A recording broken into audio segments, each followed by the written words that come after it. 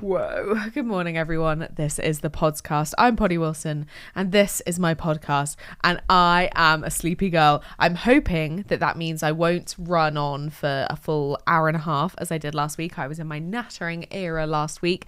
I've not done much in the week that has since elapsed, so I'm hoping that means it's going to be a quicker procedure, which is good because I am so sleepy, and I'll tell you for why. I did my big drive up yesterday, more on that later, and I got in and I'd planned to maybe do a record in the afternoon so that I could edit this morning at my own leisure and then upload today and not have the hassle. Now I've just crammed it all into one day, which is my own doing, because I finished the drive and I was like, I'm too tired. I'm going to unwind slowly. I'm going to put on a layer of tan. I'm going to wash my hair.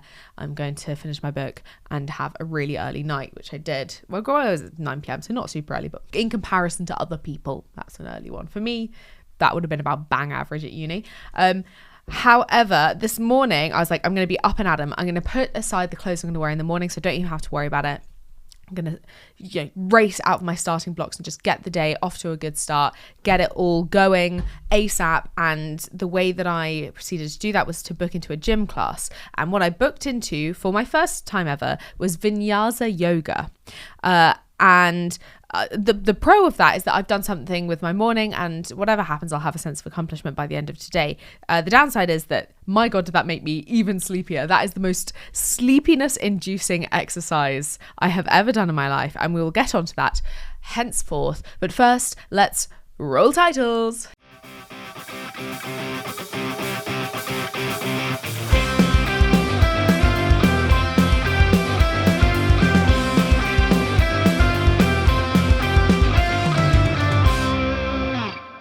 So Vinyasa yoga, I was quite stressed after I booked this because I thought, I haven't got a mat. Is this going to be an obstacle? And it wasn't. I got there, I said to the lady, I haven't got a mat. She said, don't worry, we've got some mats here. They're not good though. And what they were these sort of big foam rectangles. So not like the actual material mats that you're expecting when you go into yoga. I said, you're going to have to take two because they're actually not long enough. And when you go into downward dog, just make sure you push it aside, because otherwise they're just going to push apart and you will end up splat on your face. So just, make sure you're only using one when you do downward dog.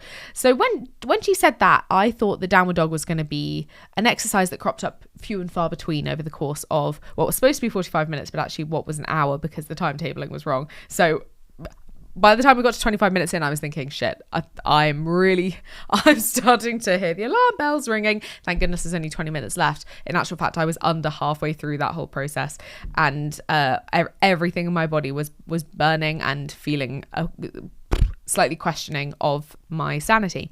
But those mats were the bane of my existence because the most frequent move that we did was downwards dog, and I am bad. I'm very, very bad at downwards dog. I don't have leg flexibility. I never have. It's quite out of the ordinary for me to even consider signing up to yoga. Flexibility is not my thing. If I'm going to do a fitness class, I want to sort of feel like I have had a bit of an adrenaline spike and my pulse has raced a bit and I've got a bit of a sweat on, so that I have that feeling of having accomplished something throughout, which is why spin class is so good for me. And yoga taps into all the things that I'm not so good at, so things like stillness and control your breathing, and above all, flexibility. But I have this premonition that when I get to late middle age and then early old age, and people will say to me, do you have any regrets? Is there anything you wish you could say to your younger self? The thing that I will want to say to me now is, please work on your hip flexibility, because it's causing me all sorts of problems at the age that I am now.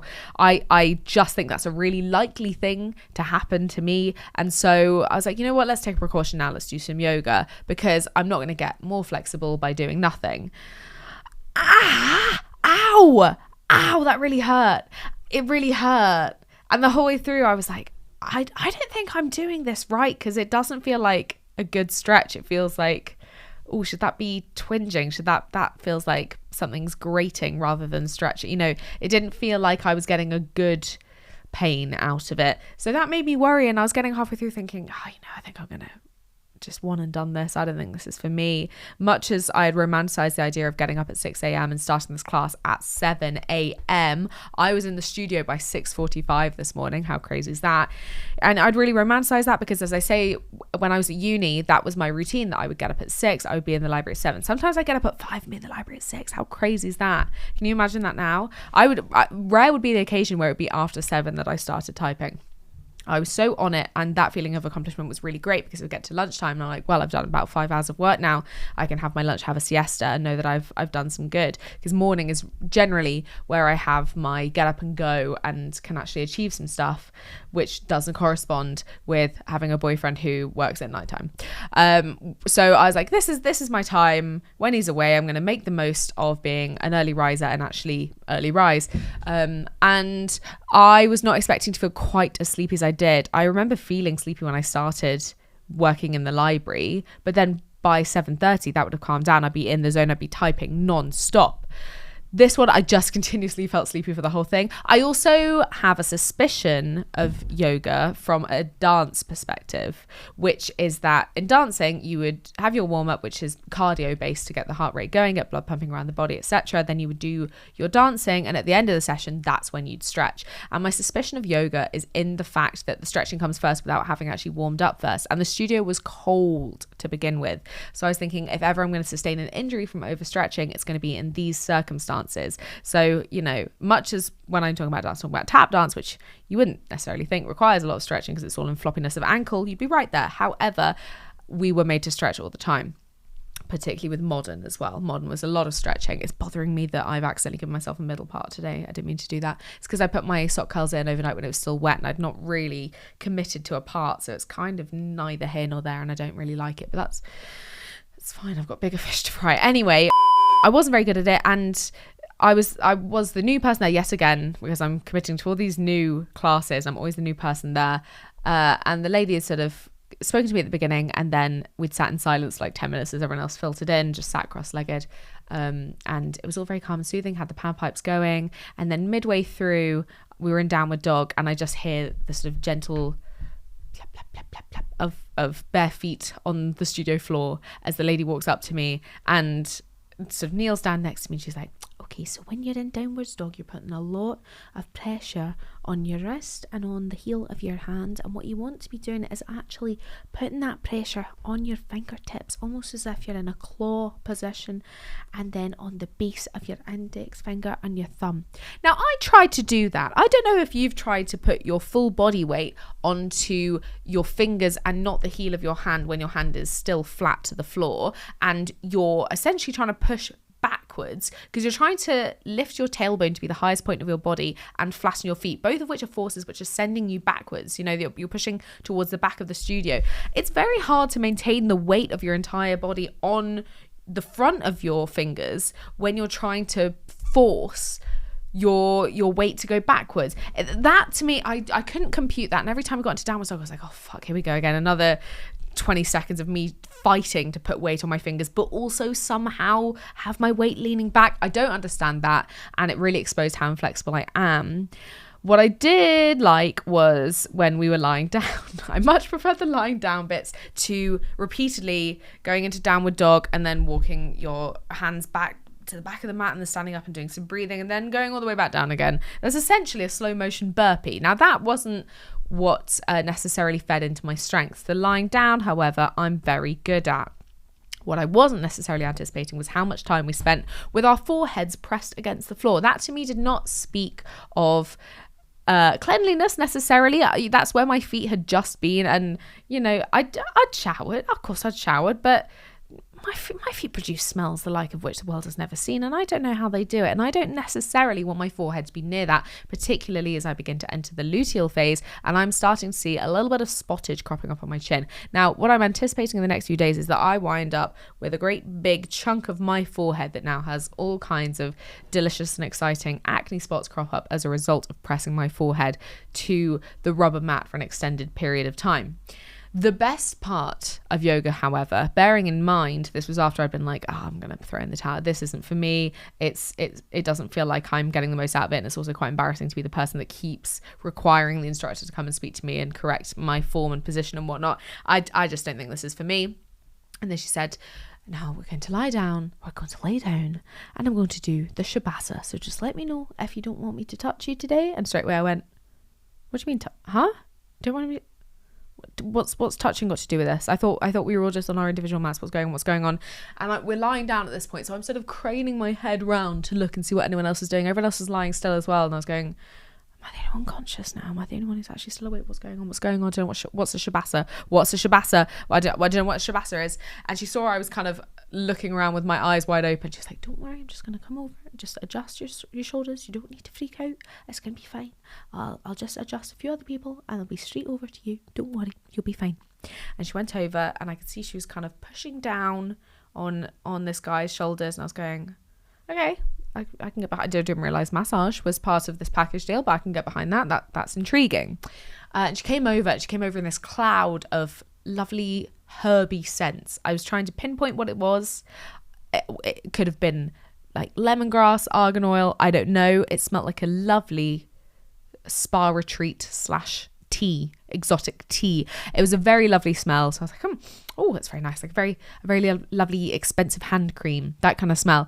And she came over and she just very gently pushed down on my shoulders. And I was like, I am so touched up with Kieran being away. I'm so touched up. And I was lying there and I just started to think about cavemen again. I'm always thinking about cavemen these days, because I just think that cavemen likely, and this is all me just speculating, I think they likely spent a lot more time engaging in physical contact with each other than we do, purely out of body warmth, because they didn't have central heating. They just had cave. So I was thinking, cavemen must have hugged each other so much for warmth. They must have been so physical and tactile with each other, because that, humanity is all you've got at that point. You're in your tribe. There's only a few people. You don't have exposure to the wider world, and so I just imagine cavemen as hugging each other. Maybe this is spurred on also by the fact that Max and I watched the cruise. Well, I watched the first 10 minutes of it and then I fell asleep. And the bit where they do the sleep pile, I was like, I'd love to be in a sleep pile. It was really nice to have someone just press on my shoulders. And I was like, I wish I was a caveman. People be pressing on my shoulders every day. So that was really nice. But then what proceeded from that was sort of 2 minutes of essentially silence with just barefoot noises as this lady was moving around the room to the next person to press on their shoulders for sort of 20 seconds. And then panpipes. And I was lying there with my eyes closed and I could feel myself starting to go and then go, no, don't go to sleep, and bringing myself up out of sleep because I was so paranoid I was going to nod off and start snoring, which is not what you want to do in your first yoga class. It was genuinely slightly keeping me on edge, the threat, the paranoia of falling asleep in front of everyone. And that was what we ended with, was these shabasas. I'm pretty sure that's what they were called. Apologies if I'm getting that wrong. My hearing is not great. So that was what we ended on. So I came out the room being like, I'm so tired now. I'm really tired. I'd envisioned that going to any gym class, including yoga classes, at the beginning of the day would really set you up for the day and be like, well, I've done my thing now. I can go into the workplace and get a lot of lovely productive work done. And actually it's just made me feel utterly exhausted. So I don't know whether that's a good thing, whether it's worthwhile continuing to do this when it's just made me so sleepy. But then also at the end of the lesson, she remembered my name, which when I went to the other spin classes, the first 3 spin classes I went to had a different instructor every time, and sort of I felt like it did feel slightly impersonal, the fact there's not that routine, whereas it's the same Zumba instructor every time and she now knows me and I know her. So the fact that it wasn't the same spin instructor and it was quite a big class and they sort of didn't ask my name at the beginning and so never got to know my name, felt like it's less committal and I can not show up week after week. But this one, the fact that she was like, thanks so much for coming, Charlotte. And I was like, shit, she's remembered me now. Hot damn. Now I'm gonna be back next Wednesday morning at 7 a.m. I've not been to the gym in a while, so I did put pressure on myself yesterday to book a couple of things. I booked something tomorrow. I can't even remember. Oh, I think I booked a Zumba tomorrow. But I was like, I just actually do need to go back because I'm getting a bit lazy with it. But the reason I stopped going for best part of 2 weeks is because something happened to me and I didn't want to talk about it because I was worried that the person that it was about would find this and hear me talk about it. Essentially, I went to a class and got chatting to these two ladies afterwards, one of whom was maybe, I don't know, 15 years older than me, 15 to 20 years older than me, and one of whom is quite a bit more than that, older than me. And I just chatted to them and it's all very pleasant. And the older lady was like, oh, having such a nice time. You know what, why don't we go downstairs and have a little sit down and continue this chat? And I was like, you know what, that is lovely. I've not spoken to anyone in a while. This was, as I say, a couple of weeks ago. I'd not spoken to anyone. I was getting quite frustrated at the lack of socialization. Sorry, hair in my face. The lack of socialization I was facing on a day-to-day basis. So I was like, yep, that sounds lovely. You know what? That sounds great. Let's go and sit down. We had a chat and immediately she got into how much she hates Keir Starmer. Now, Keir Starmer's not a popular man. I'm not going to be like, actually, I think Keir Starmer's like, I'm hardly going to be his biggest defender in the world. However, this woman had hatred in her eyes, in her voice and in her heart. And it's quite startling to come up against that when it's like what time was it? 10? It was 10 in the morning and I was like, I'm knackered from the spin class, and straight away it's just, there's like vitriol, and I'm not really enjoying just engaging with vitriol at this point in my day. I could honestly go for a few more hours before I start to engage with high level hatred, but she really hated him. And then she proceeded to tell us about all the other things that she hates, which obviously include the concept of net zero, immigrants, people who have come out as gay publicly, just many things like that. And me and this other lady were trying to interject and challenge on them, but when you're speaking to someone who is so angry, it's quite unnerving. And we were both doing our best to try and gently push back against things because she was angry, and we were the audience to her venting, and it emphasis on venting. I just had such a war flashback to an app called Vent. I'd completely forgotten about that until I said the word venting. There was an app called Vent that was supposed to be this like mental health app where it was essentially Twitter, but you categorize what you're putting out by whether it's like whether you want support, whether it's something sad, whether it's happy and you're celebrating it, whether you're angry about something, whether you're trying to seek help. Like you specify the nature of the message you're putting out. But it was such a depressing app. And I was friends with someone at school who was really struggling and got me onto this app because they were posting on there as well. And I was like, it's quite a sort of cesspit of like misery, and I don't think helping each other. I think honestly being slightly competitive about who can be the most miserable, which I don't think is the most productive, that was such a war flashback. And instead of liking, it was like, I don't know, support, love, sympathy, like it was all words like that.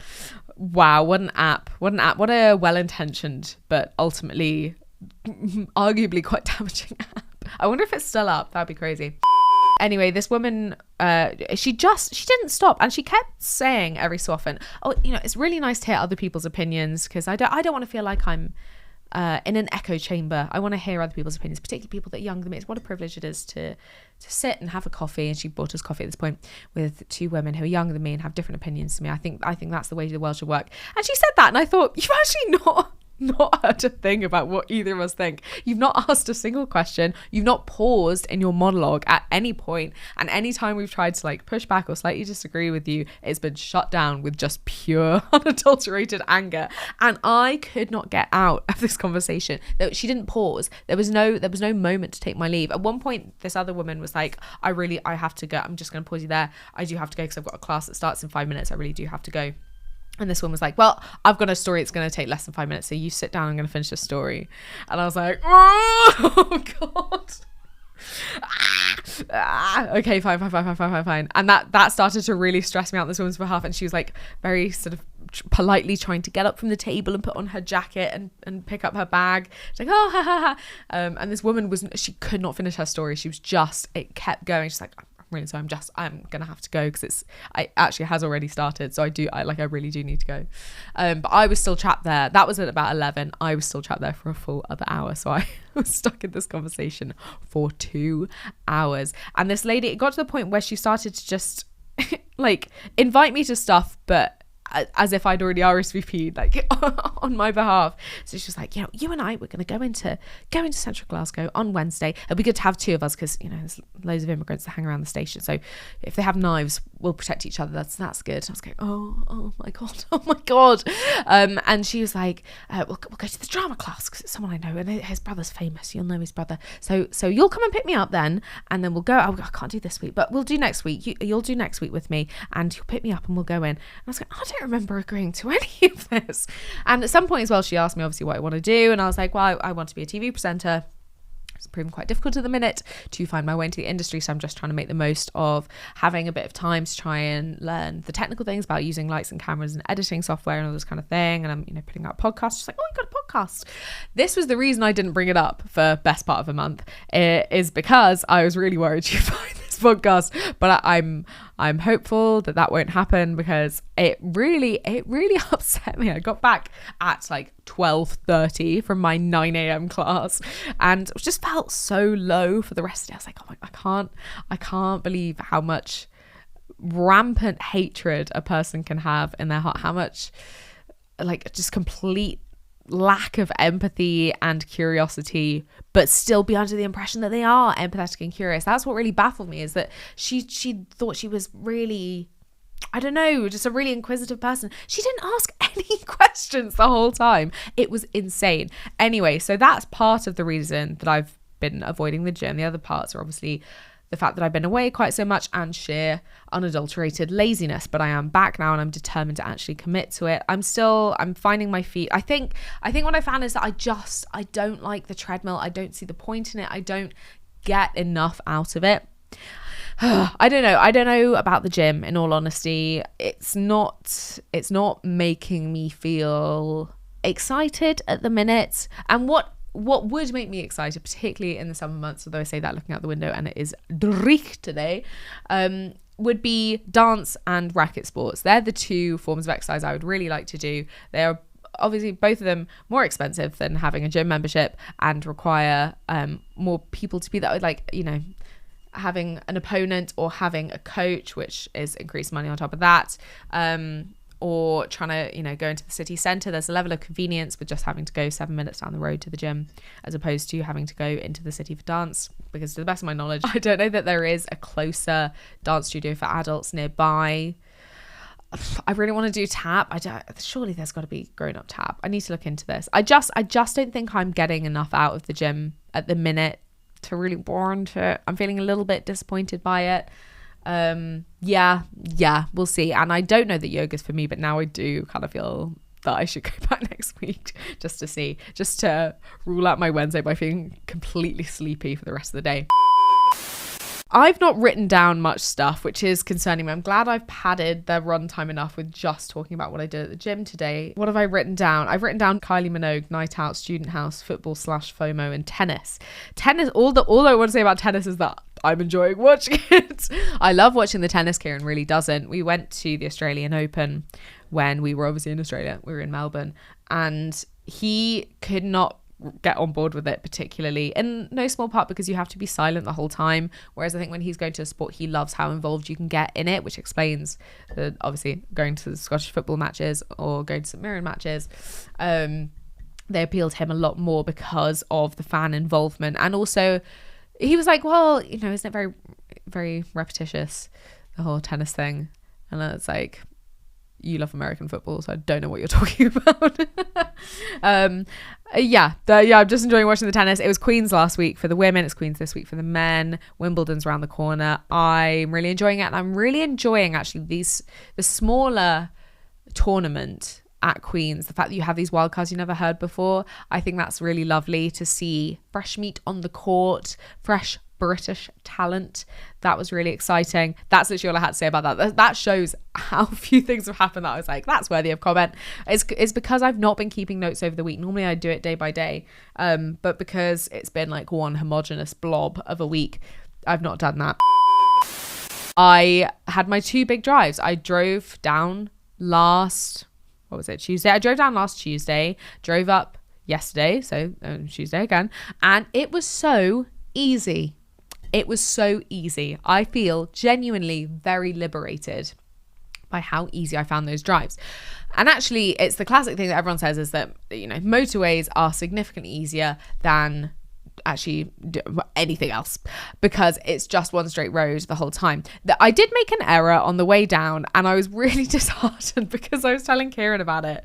I wasn't aware it was something I'd done, and then another driver wound down his window on the motorway to shake his hand at me and draw attention to the fact I was doing something wrong, and I was really upset with that, in no small part because I thought that I was getting pulled over by the police, because there was a really heavy police presence on the way down. The constant speed cameras for a start, but then also police cars just at the side of the road monitoring speed.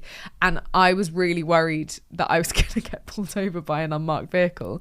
And then this guy was waving his hand at me, and I was like, shit, it's happened. I'm getting pulled over. How do I orchestrate this maneuver without disrupting everyone else? How do I pull over to the side of the road? I was really worried, and I was like calling my mum on the verge of tears, being like, I think I'm getting pulled over. She was like, no, don't worry, he's just grumpy, which it was a relief, but still kind of shook me. And then I said to Kieran about it, and he was like, I love you so much, you were in the wrong. You were in the wrong, and you did make a mistake, and that's on you.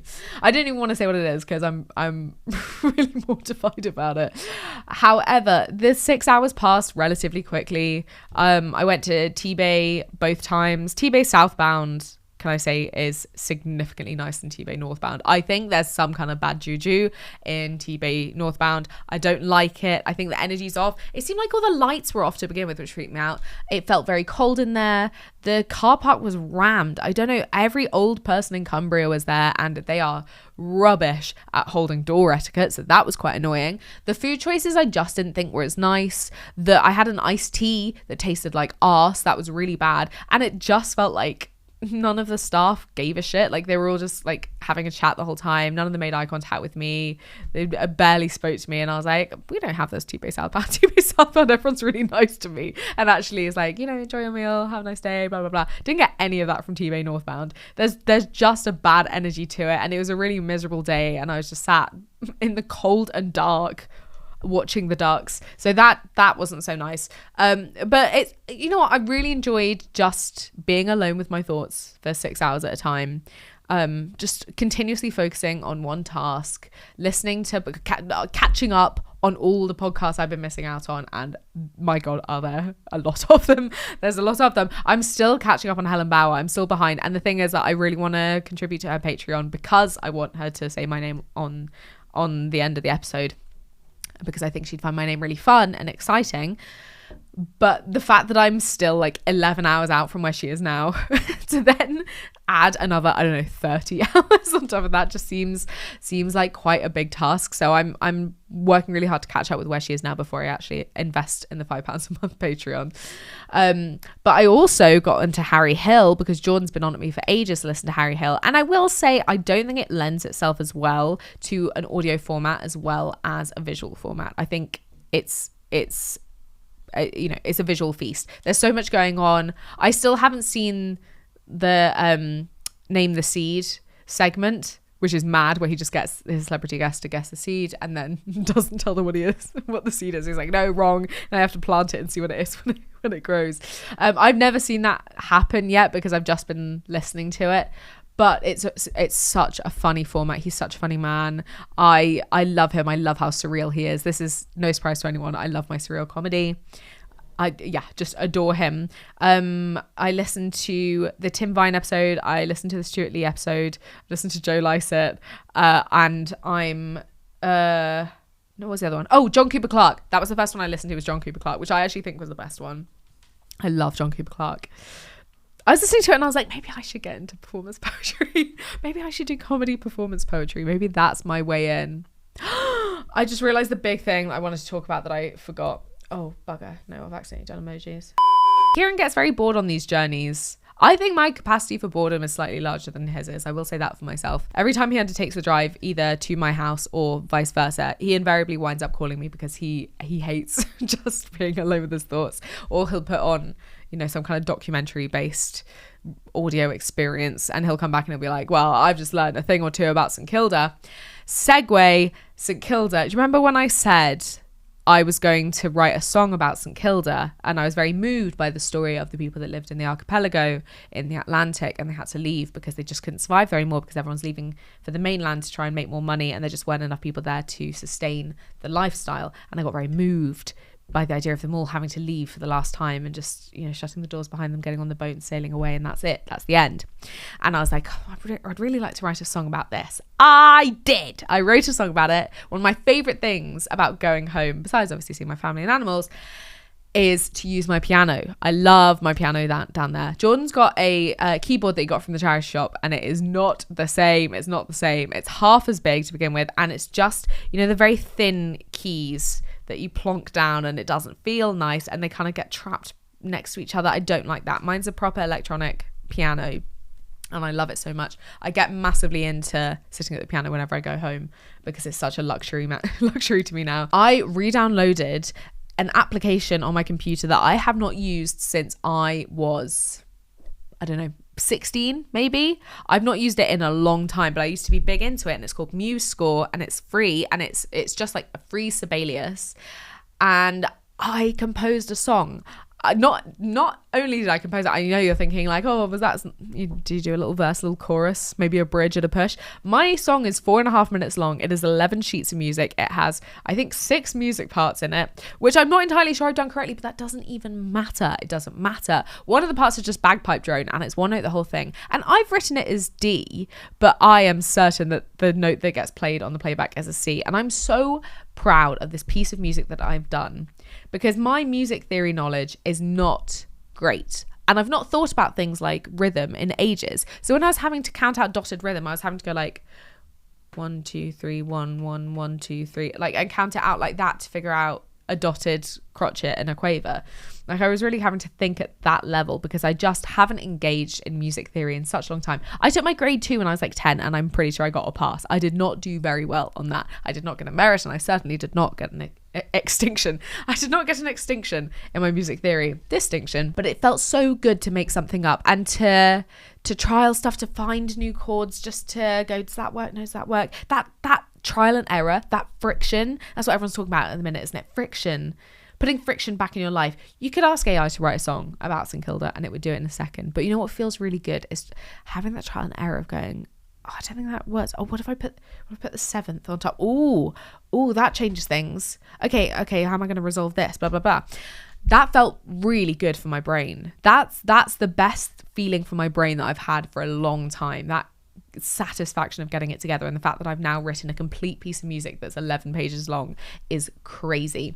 And I've not even put words to it yet. Maybe I won't. Maybe I'll just have it still on ooh. So one of the frustrations that I had was the fact that the vocal part, when you're playing it back, is slightly behind the beat the whole time and is quite a like unpleasant noise. So when I was playing it back for people, I was trying to like put it lower so I can actually remember what the tune is, because I can still hear the voice singing, but then me sing on top of it. And I did it in my range, so it's something that I can sing.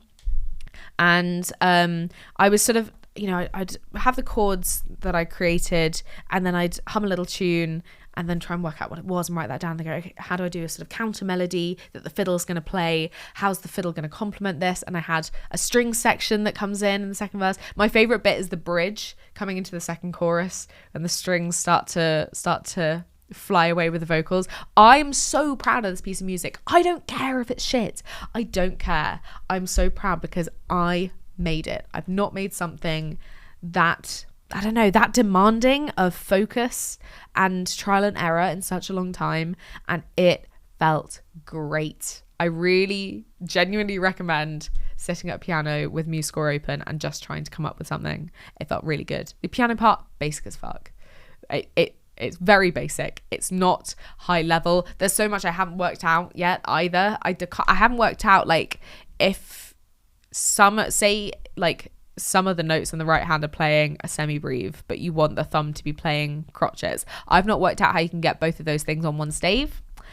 But again, I've not looked at a piano score specifically in a very long time. So I don't know the logistics of that, but I'm just so pleased with myself that I have done it. I don't know if I want to, should I try and play my favourite bit? The tremolo is really bad on that thing. It just sounds like a computer error. That doesn't sound right.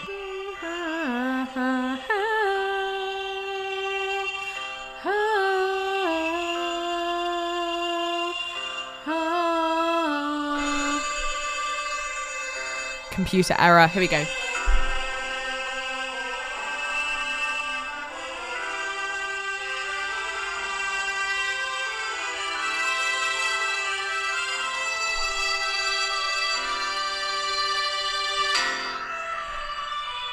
Anyway, yeah, I was really pleased with that. It sounds so rubbish on that recording. I was really pleased with that. And if anyone knows a section of violins and cellos and a fiddle player, I'll be the soprano, and then a pianist and a bagpipe player. Then we're talking. I've not done much this week.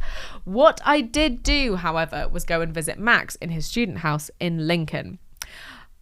There's a certain with light and love there's a certain smell that student houses have, and I've not encountered that smell in such a long time. Like, I think of the three of us as being quite studenty, by which I mean me and Kieran and Jordan, in just our ways, because there's like, you know, we've just got stuff hanging out. I don't think either three of us are particularly neat, and it's not a show house, you know. House is for free expression. No, what's the phrase from that movie Yours, Mine and Ours that I was obsessed with when I was 10?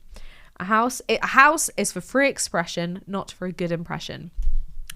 And that's true, because I don't put any of my stuff away ever, so the clothes mountain does pile up quickly. The floordrobe, I have stacks upon stacks of books everywhere. My makeup is just expanding its colony across the desk, so it's not particularly neat home, but goodness, wowie, do we not have the student house smell. That is a different kettle of fish, especially when boys who are uni age in our current times are so obsessed with protein, and unfortunately things that contain protein very frequently smell very bad. And one of Max's mates has gone home for the holiday but has clearly been using the fridge to store a lot of fish, and the whole kitchen stinks of fish. With light and love, the whole kitchen stinks of fish. And I got myself a little pint of milk so I could have tea, and every time I opened the fridge door I was going and you close the door and the little gust of wind follows you, and it chased me down the hall, and I was like, the fish smell. With light and love, and thank you to Max for hosting me in the fish house. He doesn't listen to this. It's fine. He doesn't listen to the show. I did, however, go on 2 nights out, one more tame than the other. The first one was just to the pub to see the opening ceremony of the World Cup, which was boring. The World Cup opening ceremony was very, very boring and badly planned, badly executed, visually unstimulating. All in all, bad. And we watched it on mute, and it was just rubbish and deeply forgettable. Wowie. Bring back the opening ceremony of the Winter Olympics in Milano Cortina earlier this year, where they had the massive stovetop espresso machine. That's theatre. And then the closing ceremony when they had the massive marionettes. That was good shit. That's the level we're working with here. I was there with a group of boys, and I've never felt more aware of my own gender than being this group of boys, and essentially being silent for 90 minutes because I had nothing to contribute. They were all just talking football, and I was like, well, you know, it's nice to be included. It's nice to be in the room. I don't know. Is Haaland a better finisher than Harry Kane? I couldn't tell you. Why is everyone worrying about how men finish?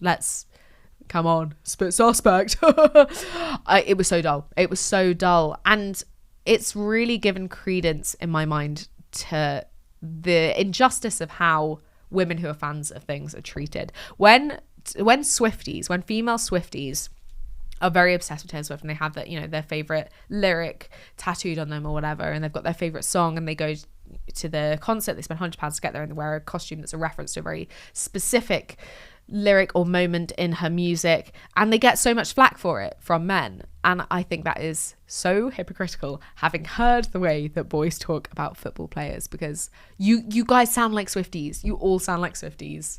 The level of obsession that it takes to know everyone's stats, to remember, because there's so many football players. There's tons of them. And just the ability to have that many opinions on the sport of, you know, who's more likely to win against whom, who's going to be in the final, who has the best striker, what the best formation is, all these things. You're like, that's so in depth. You've clearly thought about this so much. You have no leg to stand on to criticize women who are fans of stuff, because that's the most intense fandom I've ever come across. I never want to hear again any criticism of like majority female fandoms, because they do not come close to just a casual male football watcher. Boys, let's actually address that, because that was crazy. So I was silent for a long time, because as far as I'm concerned, when it comes to football, my opinions are Mason Mount's good looking.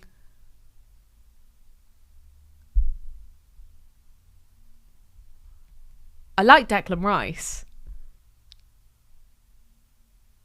Oh, I can come up with a third one. Hang on.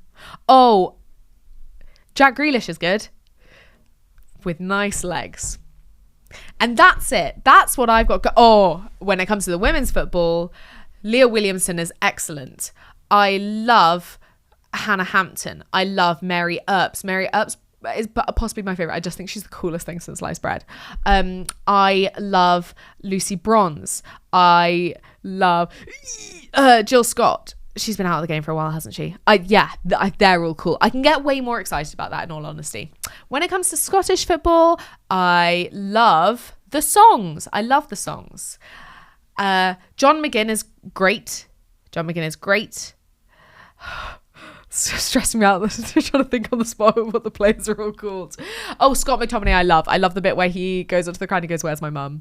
I love that makes me cry every time. This football ability, could not tell you. I have no idea. I don't have the first clue, and that's not, to me, important.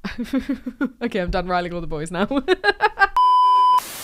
Anyway, that was the first night where I was silent for the majority of the evening, which is fine. I was a guest impinging on the boys going to the pub to watch the football. It's a shame I had nothing to contribute. Maybe next time I'll get Max to give me some phrases to say. I think that would have been more fruitful. On the next night, however, we went on a proper night out. Now, originally this had been pitched as pub golf, which I only became aware of the day before because Max and I were in the smelly kitchen and we were watching clips of Arthur TV and Chris MD and Italian Batch and others going on pub golf trips. One of them was in Australia, one of them was in Germany, and it seems the aim of the game is to consume your beverage in as few sips, as few like tips of the glass as possible, which I'm very bad at in large part because I have extremely sensitive teeth. So it's not something that's really within my wheelhouse skills wise. However, it looked like such a fun game, and there's like a different sort of mini game that you have when you go to each of the pubs. They also wind up having like 17 pints each. That is twice as much as my most ever. So again, I would be really poorly if I tried to engage in that. But we were like, well, it looks like fun and surely we're not going to go half as far as Italian Batch did. So it should be fine. So he pitched that to a few of his friends, bearing in mind it's the summer holidays. So a lot of the people have gone home, but actually he assembled a group of like, I don't know, 8 people there, and that was a perfect amount. So everyone could sort of chop and change with who they're speaking to at each of the pubs. There were enough people to socialize with. There was no awkwardness. It was really fun the whole time, and it was a great group of people to be around. They were really good fun. So we started out at Spoons, and I was really hungry, but I was like, I've been feeling really heavy the last couple of days, because when you're staying in a place that isn't your own, you haven't got access to a kitchen. Invariably what you end up doing is carving out, because when you're just trying to get, you know, any kind of fast food, it tends to be carb heavy. And then I was like, I'm just eating a lot of stodge at the minute. And at the end of the night we had biscuits. It's like Max went out and got me pink digestives because I was craving them. So then that's like, well, breakfast is carb heavy, lunch is carb heavy, dinner carb heavy. And I was like, I actually don't want to have something super carby right now. So off of the Spoons menu, I ordered a Mediterranean salad. I would not be surprised if that was the first time that branch of spoons had ever been asked to produce such a thing. And it came out and it was like 4 lettuce leaves and just a clump of stuff in the middle. It looked like grey frog spawn. It looked really bad and it didn't taste much better. But I ate it anyway. That was my dinner. And then we commenced and Max had me on pear cider. I actually think that was too sweet for me. I think my big problem over the night was that I could have got slightly drunker. I could have got to my like prime drunkenness had I not committed so early on to a sweet thing. So I was like, should I just have a Guinness? Because I know Guinness. I know what it's going to do to me. It's consistent in that respect. Obviously not consistent in flavour, but at least consistent in the effect it's going to have on my body and my brain. Max was like, that's insane. You can't start on Guinness. That's completely mental. So we started off with this pear cider and I was like, what's the sweet thing now? So I feel like I kind of have to commit to sweet things. The next pub we went to was called, I think, Red 5. And in that one, it was all like shots and bombs and whatever else. I think I just had a vodka crown. I was like, I think my days of having like a fanny bomb or whatever are behind me. And someone was like, what's a fanny bomb? I was like, okay, maybe that's just a Scotland thing then. Where I had it in Dundee and it was Buckfast and Iron Brew. And the Buckfast is in a little shot. I didn't get the point in that. And I don't want to do that. I don't like Jaeger bombs and whatnot when you have the little shot in and then you tip it back in it mix it. That's not for me. I don't like that. So I had my vodka cran. At this point, my sweetness tolerance is getting towards its limit. That's a bit much for me. We then went into the William Foster. That seemed like an old man pub. We didn't spend very long in there. Just watched a bit of the football. So I don't know, vodka lime and soda or something like that. I feel like I was on the vodkas consistently for a bit. And then we went to Carousel. Yes, then we went to Carousel. Now we're cooking. This is where the fun starts. At this point, we go on to trebles. And one of the girls, very lovely, she was like, there's some kind of deal on, get 3 trebles for whatever. So I was on the Malibu and Coke. That's so horrible. Malibu and Coke. Yucky, yucky. Who invented that? That is so overly sweet and just, it all hits the nose. It's like, it's just every wrong bit of the palate. Didn't like that at all, but I got through it. And I became a champion in their eyes, which felt great. And I'll tell you for why. There's all sorts of things going on in Carousel. There's all arcade games upstairs, which is really fun. And we were doing like air hockey and doing the like the basketball game, which Kieran's very, very good at and gets very competitive at. However, I also noticed there were karaoke booths, which were like, I don't know, £25 for the hour or whatever. And I was like, oh, that's a fair deal. I mean, we did Supercube after Kieran's album launch last year, and that was considerably more money than this one. So fuck it, I'll go and see if they've got an availability. And they did. So I took the microphones upstairs and I was like, come on everyone, we've got the karaoke booth. And everyone was like, you got the karaoke booth for us? Oh yeah, you got the karaoke booth. I felt so good. I felt so good. I felt like Jesus with the bread and fish, just divvying it out to people, be like, here my child, take it, this is my body, your body, whatever. It felt great to give that out to the people. The idea of being in a karaoke booth for an hour. And we opened with a song that was my choice, which, as we all know, is Anastasia, Left Outside Alone. Unfortunately, one of the other girls also had the other microphone. Hers was turned way up and we could not figure out how to turn mine up. So all we could hear was her, and she had never heard the song before. She tried her best, but it didn't bear a huge resemblance to what we all know and love to be the original Anastasia song. And everyone had a go and it was so lovely. Max did a little country song and he did a rap song, and then 2 of his mates who were a bit hesitant did Mambo No. 5, which was really lovely. I did a Chapel Roan moment towards the end, which was good. And then it cut off halfway through Valerie. Like as soon as the hour has finished, they just sort of stop it. But the microphones stayed on and no one came to get us, so we just stayed in that room for a bit longer and we were all just singing along. And the group that Max was with were very impressed with my ability to sing opera, which I'm not classically trained. I'm not an opera singer, but I can vaguely wobble my voice and sing high. And that is impressive if your knowledge of opera is very low. So Max and I were singing, we were doing all the musical theatre ones, and someone mentioned Les Mis and I was like, okay, here we fucking go. And we had like Spotify on a phone up to the microphone like that playing the song, and Max and I were singing all of One Day More, and I hit that big note at the end and everyone was astounded, and that was really good for my ego. Then after Carousel we went to Kitty O'Reilly. Is Kitty O'Reilly's? It's the Irish bar. And that was so much fun. It was rammed. They had a live band in. I was jumping up and down. I was trying to FaceTime Kieran because they were singing a song that he sings in his set list. At that point, I went on to Guinness and I thought it was going to make me have an upset tummy, but actually I was completely fine. And that was very lovely and unexpected. So they were playing all the Scottish and Irish songs and we got our way to the front and they were singing Wild Rover, which is one of my favourites. I love when that comes on in a live setting. I love Wild Rover. And they do, and it's no, nay, never. And usually you then do your 4 claps. What you often do in Scotland is yell something as well or instead. At Kieran's gigs, that tends to be right up your coat. So I was yelling that, and the guy very quickly cottoned on to the fact that the guy very quickly cottoned on to the fact that that's what I was doing, and he started to do it as well. So that was really fun.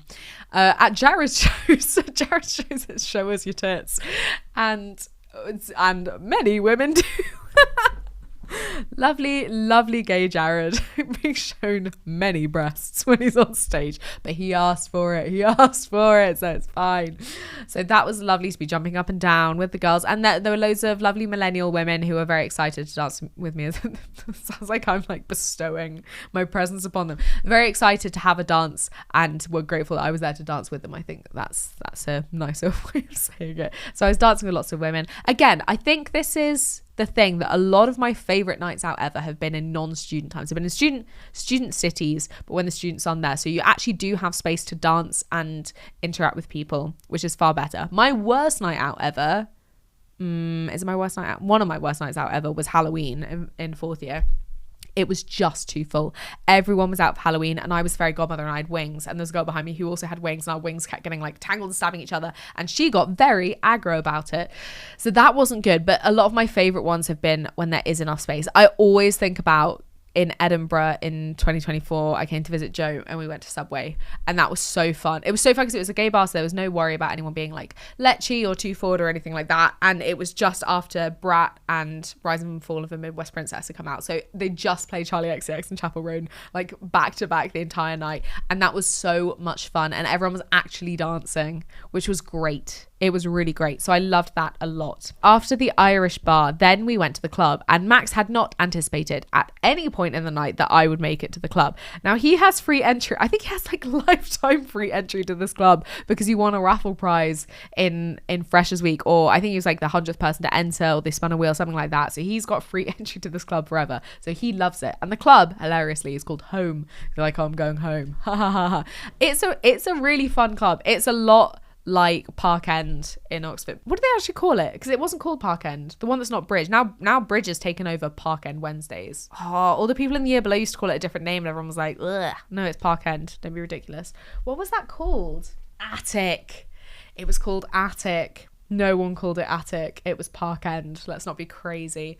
Even though I think Park End was like a night that they did, but it was Park End. It'd be weird if you called it anything else. So we did make it to Home, and we were dancing a lot. My God, does everyone vape these days? Jesus Christ. My lungs were gasping. Indoors as well, like inside the club. No one was going out to the smoking section. It was on the dance floor, and I was going trying to get some air in there. It was a cloud. But again, playing songs that everyone knows. This is what's good about clubbing. I hate going to clubs where they're trying to be pretentious about club music. Get a fucking grip. Get a grip. I once went to a club in London that was in like Elephant and Castle, and it was the weirdest experience of my life because the DJ clearly thought very highly of himself, but essentially what he was playing was like iMovie sound effects. Like there was sort of a beepy noise, and then there'd be a rocket taking off, and then there'd be like a pow, and there'd be a sort of moment afterwards, after the big explosion noise, and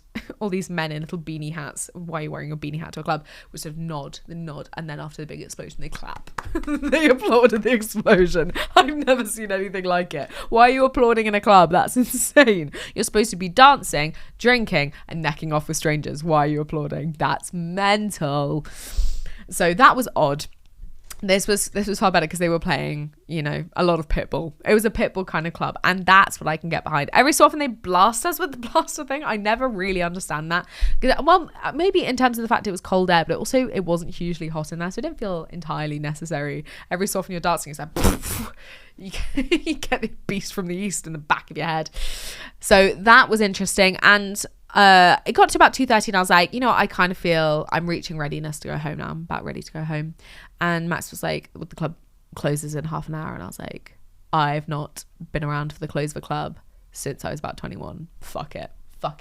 I can make it. I can make it to the end of the club. And I did. I stayed out until 3 o'clock. And then we went and we got Mackey's. I had a mayo chicken. I was like, this is what Kieran gets. And I was having to really concentrate on eating that, because I think that was the point where it could have gone one of two ways. I'm glad I ate that, because I think that did soak up a lot of the booze inside, which again, I'd not had a ton, but it's very sweet, and that kind of made me feel a bit sticky on the inside. So the fact that I was eating something stodgy to soak that up felt good, but I was having to concentrate on eating it, because after a while that flavor just like the plasticky quality of the brioche was a bit much for me, and I was having to just really mechanically be like, and chew, swallow, get it down. And then we made it home, and it was 3:30 when we went to bed, and and I like immediately just pajamas on, straight into bed, go to sleep. And Max was like, oh fuck, she's taking up all the space, gonna have to sleep on the sofa. I was really annoyed. Just move me over, I'm not gonna wake up, just give me a kick in the back. And finally, Kieran's in America. He's still in America, and he will continue to be in America for some time, and I miss him a lot. I think, yeah, it was Monday night that I had my big spiral, so I did speak about it in last week's episode. It was good that I went home immediately afterwards, because I didn't like the sudden solitude. That was not nice. I'm getting really quite bad FOMO from how much fun all the Scottish fans, Kieran included, are having out in Boston. It seems to be the best time ever. The reporting on this side of the water, and a lot of the reporting that I've seen on that side of the water as well, has been so overwhelmingly positive. They're like, this is what football fans should be. You know, they're coming over here and they're having this really positive impact. They're engaging with local culture. They're giving to local charities. They're bringing their music and enthusiasm. They're putting cones on the statues, but they're not actively causing destruction. You know, all the headlines of the early 2000s English football hooliganism is swelling in the background, going, oh shit, this by comparison doesn't look great for us English people. It's made me very proud to be adopted Scottish, seeing how positively the Tartan Army has presented itself at the World Cup, how beloved they are by everyone there. It's such a feel-good story. It does give me a bit more faith in humanity. We've not seen much from the English fans yet, so we're holding out to see how the rest of us from the UK represent ourselves at the World Cup. Hopefully as nicely as the Scottish fans have been, but if the commenters on Kieran's Facebook are anything to go by, maybe not. There's a lot of arseholes in the English base. But I'm hoping that spirit continues, because logistically at the World Cup, it's been quite a disappointment in a lot of ways. Obviously, I said about the opening ceremony, that was a heap of arse. That was really badly directed. Get Danny Boyle on the case. Him of the 2012 London Olympic opening ceremony. That was fucking awesome. So that had a lot of room for improvement. The fact of these hydration breaks is actually driving me up the bend. The fact that these Americans have made it into a game of quarters when it's always been a game of halves, and it's blatantly for the sake of advertising. It's about allowing the game to progress as much as it can, rather than just trying to make the most money off of it. And the fact they've delayed play to finish the ad break, you're like, fuck's sake, that's not in the spirit of the game. I think everyone's very annoyed at that on the other side of the Atlantic as well. So that's very disappointing. But there's a lot to love. But so I am experiencing a lot of FOMO, seeing how much fun the Tartan Army are having, and seeing in particular how much fun Kieran's having, because that video of him singing Flower of Scotland for that street full of people, everyone's singing at the top of their lungs, and there's the pipe band as well, drumming as well. Oh, it fills your heart. However, I know in my heart of hearts that I would be bringing the tone down if I were over there, just for the fact that it seems like it's a lot of travel. It seems like it's a lot of travel getting around the country, because it's a massive country and it's logistically very taxing. Kieran's having to get up very early, and the infrastructure is rotten. The infrastructure is so bad in America. They have like one train every 2 hours. That's like Lebanon to Market Harbour levels of shit. That's like you expect in the most rural areas, not in fucking Boston. Why is there only one train every 2 hours in Boston? That's insane. So, you know, he's having to get up super early to get these trains. He's on these big buses all the time, and staying out late and partying, and then having to get up in the morning. I know I would really struggle with that because I tire so easily. Obviously, I've talked for the first 20 minutes about getting tired just from doing yoga. So I know that I would struggle out there. That's the thing that is kind of curing my FOMO, is just the knowledge that I would be complaining the whole time and ruining everyone's fun by just being knackered. But the FOMO persists. Everyone seems to be having a really nice time and the weather looks fantastic. By the way, I saw one of those maps recently where it interposes the US on top of Europe to show the actual latitude, because we have this idea that the US is so much further up than it actually is. Actually, the bits of sort of Florida and places like that where they're playing at the minute are equivalent of kind of West Asia. It's that kind of intense, almost equatorial heat. Like it's far worse than I think we'd anticipated because of the nature of maps and that they've had to move it up visually. Everything is way further down than I thought it was, so no wonder everyone is overheating and burning and all the rest of it. So I think the England match is tomorrow, ? We'll see how that goes. There's been a lot of surprises so far. The Curacao goal for one. What a lovely moment that was for everyone. The fact that the Spain game came to 0-0. There was another game that was expected to go really far and was just 1-1 or something like that. Like, there's a lot of underdogs are really proving themselves, which I think is really, it's really heartening, because apparently they've taken in more competitors for this game and people were worried it was going to water down the quality. But actually, to see countries that have a worse reputation on the football scene prove themselves against the big dogs, I think that's really lovely. And I'm not always taken in by the underdog narrative. When were we talking about this?